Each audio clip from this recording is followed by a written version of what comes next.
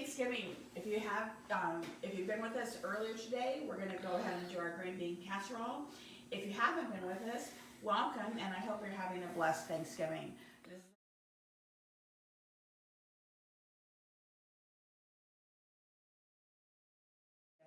This is a tough year for all of us, but we're going to get by. We're making our traditional Thanksgiving dinner. We're cutting back a little bit, but then we'll be going out and delivering our dinner to our family. So we're going to do a green bean casserole now. Now the particular recipe calls for frozen green beans. I don't like frozen green beans. I'll post the recipe later, Charles. I don't like frozen green beans, so I'm going to use canned green beans.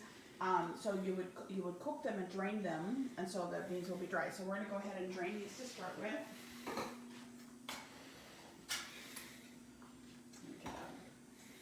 Strainer.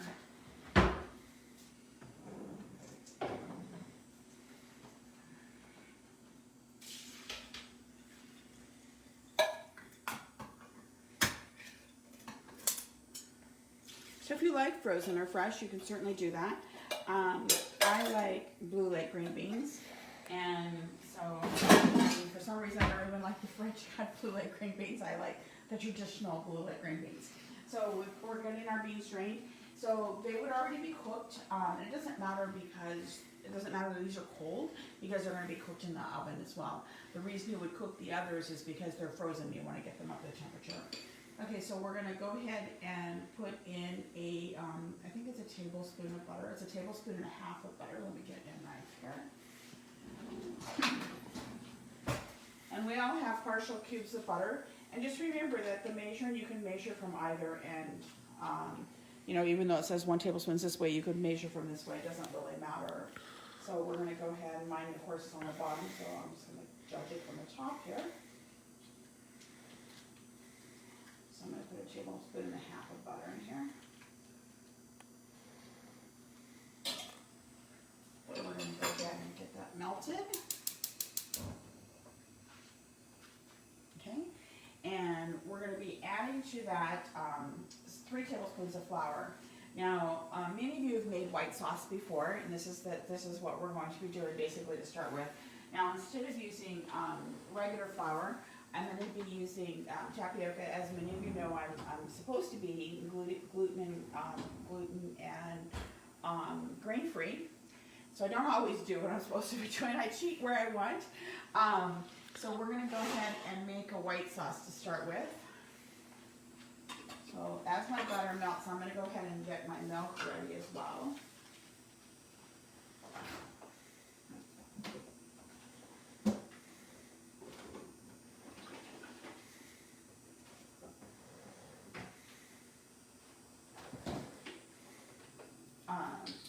And as many of you know, I'm also dairy free, so I'm going to go ahead and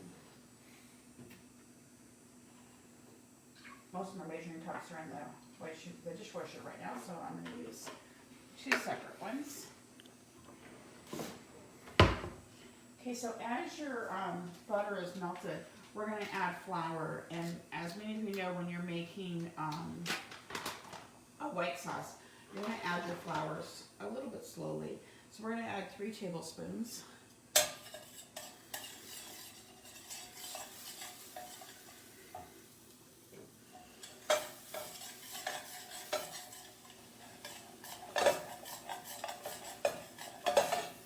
And make sure the butter is all blended in before you add your next tablespoon.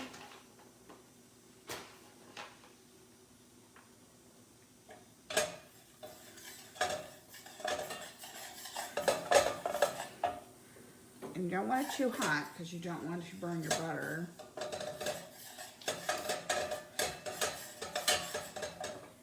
one more here.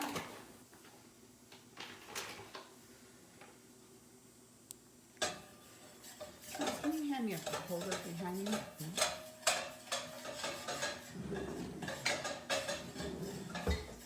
So once you've got this, you've got really it's just a paste going here. And you're going to go ahead and want to add your milk. We're going to add 1.5 cups of milk, and again, you're going to do it slowly because if you don't, you're going to get lumps. You want to continue to make kind of a paste. This is the same sauce you make if you want to make biscuits and gravy, or chipped beef on toast. Some people call it SOS. It's a nice little roux.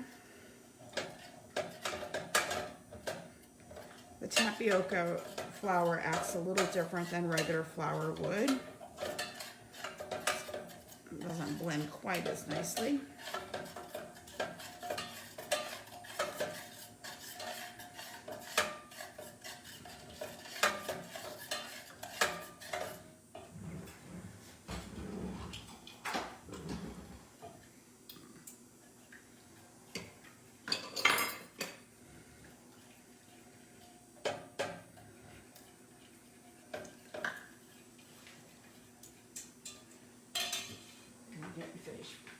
Measuring my milk, so I'm a little bit of trouble now.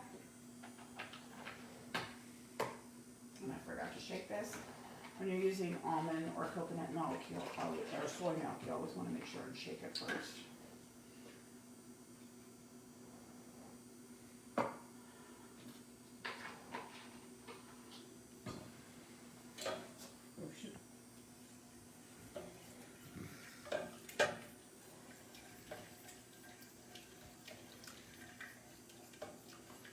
And if you add your milk too quickly, just wait for a moment, turn your heat down if you need to, and make sure that you get all the lumps out and it's nicely blended before you continue adding your milk again.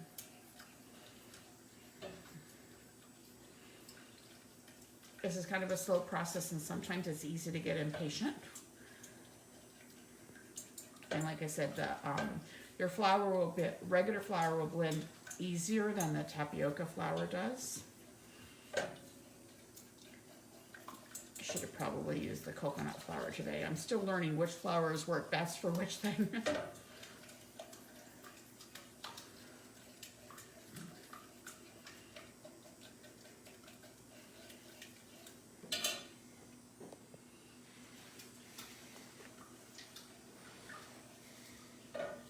So again, the green bean casserole, we're making it ahead of time, and then we're just going to have it so we can slip it in the oven. Remember, it's going into the same temperature as the dressing.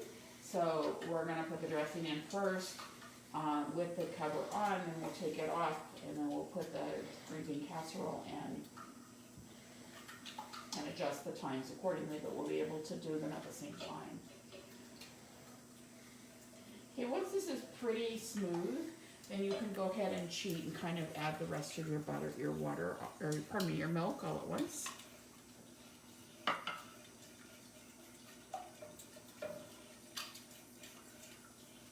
Okay. Then our next, the next part from that is we've stirred that in, and now we're going to add the next 4 ingredients, which is spinach and herb, Vidalia, onion, garlic, and some ground black pepper. So the spinach and herb is a tablespoon, so remember the lid is 2 tablespoons. So we're just going to do about half of a lid. Okay. And you could use the rustic herb in here if you wanted to. I'm going to be using the rustic herb on quite a few other things, so I've decided not to put it in on this. Okay. And a tablespoon of Vidalia onion salad dressing. This is the same salad dressing that we're using in our green salad today.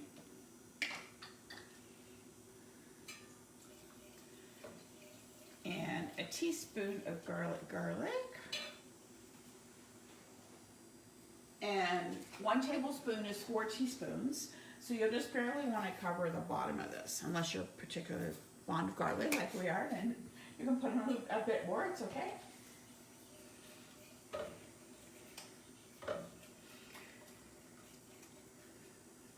And then I need to get and so then we're gonna add about a half a teaspoon of freshly, it says ground black pepper. You can use the tri-peppercorns that I have, or you can use the regular black pepper, whichever you prefer. And you don't really have to measure this. You can put this in kind of at your own seasoning, but you don't want to put too much because you have to remember it's everybody else's as well.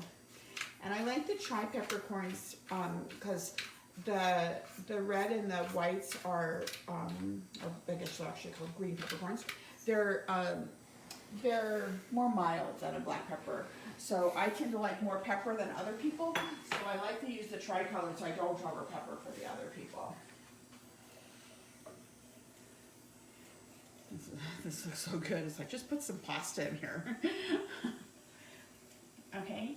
And now it says to stir it until the sauce thickens. And you can see it's nice and it has a nice texture to it. It's let me see if I can tip it up a little bit. It has a nice texture. It's a nice blend. So we're done with this. So we're gonna go ahead and turn this temperature down a little bit. And now it says a 4-ounce can of sliced mushrooms, and I went ahead and bought sliced mushrooms, and I bought a 4-ounce can. So I don't have to worry about that. But we want to make sure and drain these, okay? And I think we're gonna put the beans in at the same time, so we can just drain these in the same thing. Let me just yep. So we're going to go ahead and just drain these on top of the green beans. For some reason that lid doesn't want to come all the way off.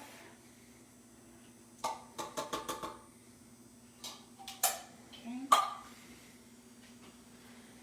And remember, if you're going to carry your strainer to the sink, or from the sink, just put something underneath it so even though it's been draining, that way it's not going to dribble on your floor. Now I'm going to change the type of measurement stirring device here. And now we're going to go ahead and add our green beans and our mushrooms in there.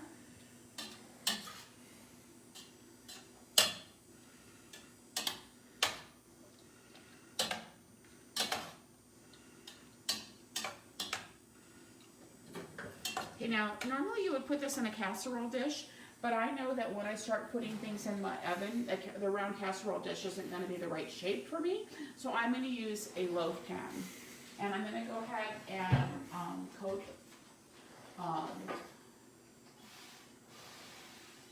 lightly grease the loaf pan.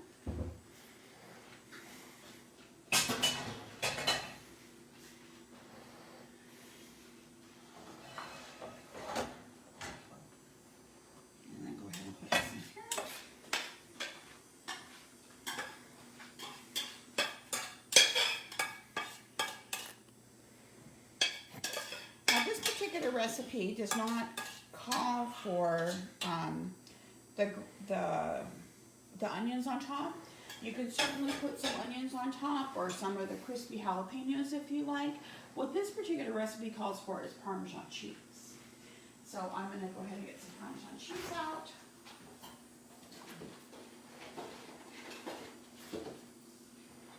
In this case, I'm cheating. I'm using real Parmesan. You can use either, but I figure my guests aren't all have to be dairy free, so I'm adjusting it a little bit for them for flavor.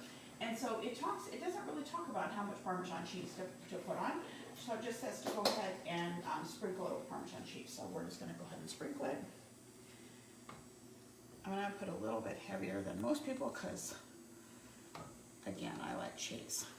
Now, if you wanted to, you could still add the fried onions to that. But this is ready now. So all we're going to do is we're going to set it aside. We're going to put it over here in our cooling rack. Our dressing that we had done earlier is here. Oops, I didn't need to show that. Is here. It's ready to, I'm going to actually put it in the oven because it's cool. Pardon me, I'm going to put it in the refrigerator because it's cool now. Until it's ready until it's time to put in. And I'm going to set this here so it can cool, and then I'm going to be covering it and putting it in the refrigerator as well. So that is it for green bean casserole. Like I said, because it goes in at 350 just like the stuffing does, the stuffing will go in first. We time it for 25 minutes, I believe it is, with the lid on. We'll take, with the cover on, we'll put the green bean casseroles in, set for 5 more minutes, take the cover off the dressing, set it for 25 or 15 more minutes, I believe it is, and then both will be ready at the same time. So I'm going to go ahead, and that's it for green bean casserole. We'll be meeting back shortly as we'll start prepping our potatoes and we're going to still clean up the kitchen and stuff as we go. Clean your kitchen as you go. Run the dishwasher as you go. So when your guests arrive, and I know this year most of us are not having guests, but that way you don't have a sink full of dishes, and you can relax with your guests. Look forward to seeing you shortly. Have a great day. Happy Thanksgiving.